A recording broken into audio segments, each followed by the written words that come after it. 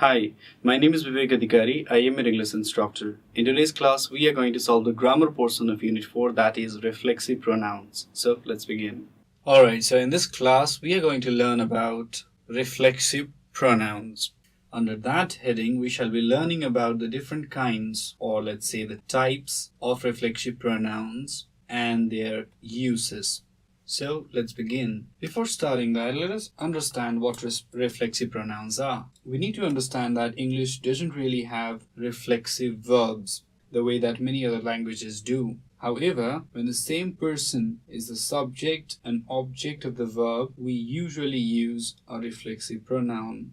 So what is a reflexive pronoun? A reflexive pronoun is in fact a type of pronoun that is preceded by the adverb, adjective, pronoun, or noun to which it refers, so long as that antecedent is located within the same clause. In English grammar, a reflexive pronoun indicates that the person who is realizing the action of the verb is also the recipient of the action.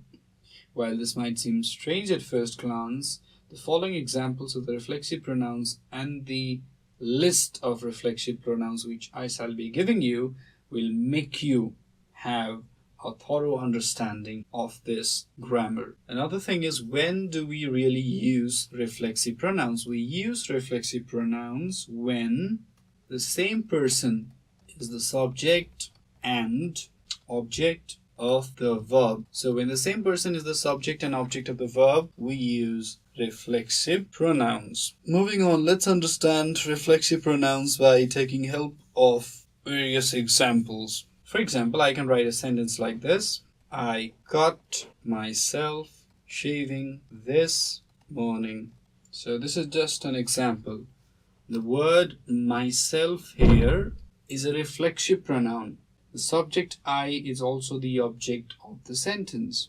That's why we use reflexive pronoun. Here I is the subject as well as the object of the sentence. That's why the reflexive pronoun myself is used. I can write many more examples like she taught herself English using a book. Again, the subject of the sentence and the object of the sentence are the same. That's why reflexive pronoun herself. I'm going to write reflexive pronoun. That's why the reflexive pronoun is used. Why is the reflexive pronoun used? Because the subject and object of the sentence are the same. You can write something like this: tell me about yourself. There is a hidden subject which is you. So that is both the subject and object of the sentence, and we use the reflexive pronoun. I'm going to write RP as a short form. So we use the reflexive pronoun to indicate that the subject and object of the sentence are the same. Let me give you more examples. Examples of reflexive pronouns.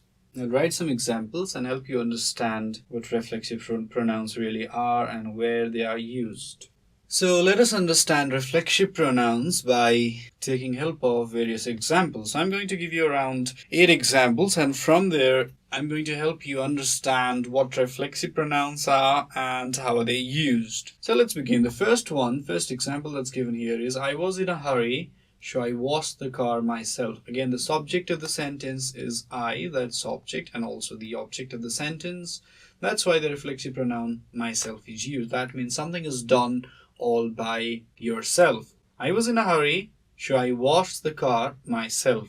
Moving on, there's another example. You're going to have to drive yourself to school today.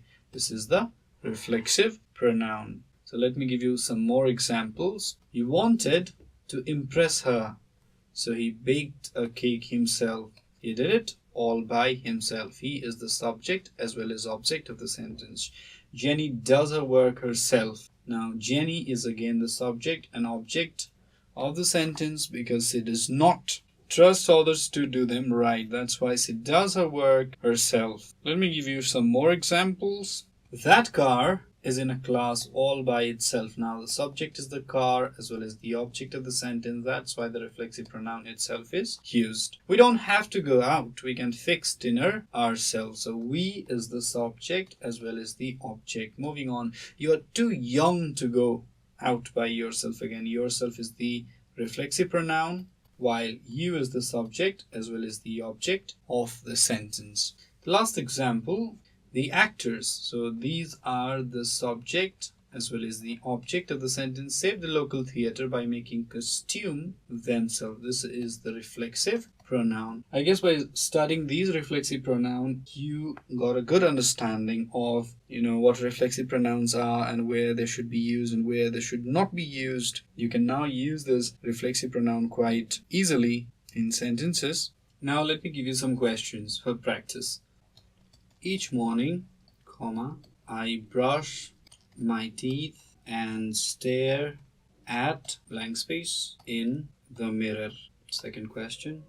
Dad and I painted the wall, blank space. So let's use reflexive pronouns in these cases. The first one, each morning I brush my teeth and stare at whom? Stare at myself in the mirror. Dad and I, and is missing here, so and. Dad and I painted the wall ourselves.